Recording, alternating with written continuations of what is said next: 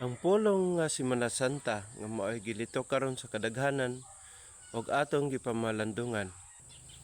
Og bulawanong mensahe nga atong makuha ug makutlo nga base sa kamatuoran nga mao ang Biblia una, the birth of Jesus Christ. Atong makit-an kini sa Lucas chapter 2 verse 8 to 14. Nga bisag unsaon nato dili gyud nato malalis tungod kay kini mabasa sa Biblia.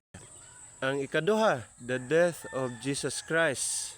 Nga atong mabasa diri sa Luke chapter 2 verse 8 to 14. Jesus died for you and me. Gihigugma kita sa Dios.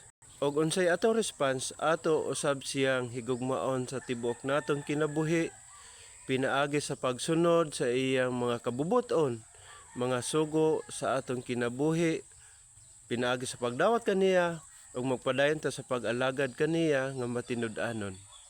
Ikatulo, his resurrection.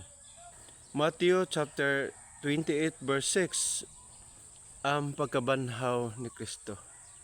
Nga nato mga Kristohanon mao kini ang naghatag nato og dakong paglaom sa atong kinabuhi nga walay katapusan. Mao nay giingon ni Jesus Christ. Daghang salamat sa pagpaminaw, dalaygon ang Dios. Keep safe everyone.